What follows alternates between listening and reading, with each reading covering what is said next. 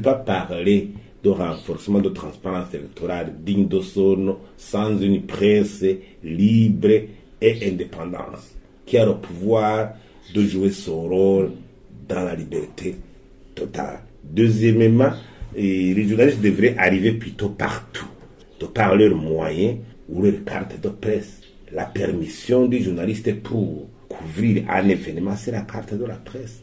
Dis-moi, pour un journaliste burundais, peut-être il peut y avoir d'autres exigences pour les journalistes étrangers, mais les journalistes doivent arriver partout pour couvrir l'événement du scrutin.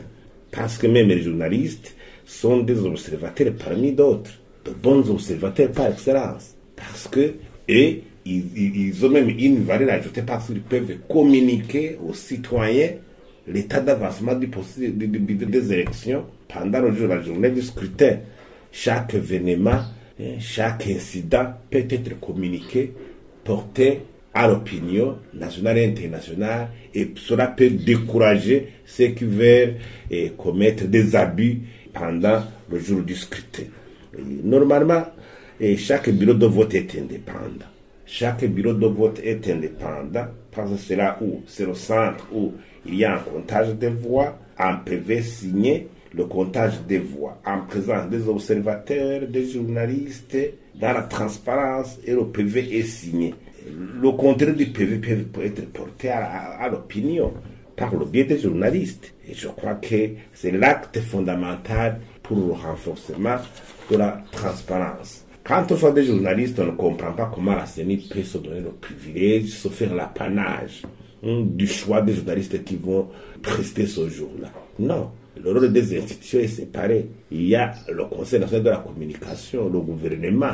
La CENI n'a qu'à jouer son rôle de préparer techniquement les élections, de superviser. Ce n'est pas à elle de choisir ou d'interdire tel ou tel autre journaliste. Cela n'est pas de son apanage. Je crois que quelque part, cela dénote dans certains comportements tendancieux de la CENI, montre qu'il y a anguille sous roche par rapport au niveau de la transparence. Sixièmement aussi, il faut rappeler que l'exemplarité d'une élection transparente date de 2005. Les élections de 2005 avaient vraiment une transparence vraiment notoire, réelle et visible. On se souvient que chaque bureau de vote pouvait communiquer les résultats à l'instant même pour mettre la population, l'opinion dans l'osmose des élections, pour les permettre de participer réellement, de suivre l'évolution du scrutin, balayer la route aux tricheurs qui pourraient, par exemple, au moment de la compilation, de détourner les résultats en communiquant des chiffres, par exemple, erronés. Et ce ne sont pas des saints, les membres de décennies ou des démembrements à l'intérieur du pays. Encore plus, il y a les moyens de dépassement. Dans ce contexte de manque de carburant, de pénurie de carburant criant. Tout cela peut bloquer l'arrivée des observateurs, des journalistes sur le terrain. Il faudrait que ce problème soit résolu. On avait promis de résoudre avant la campagne électorale. Il n'en a été rien. C'était pénible pour la population et pour aussi les participants à la campagne.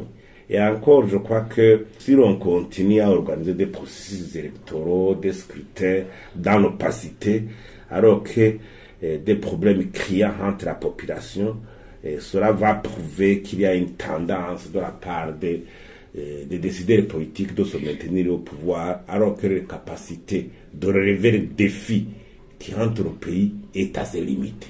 Cela peut renforcer les frustrations.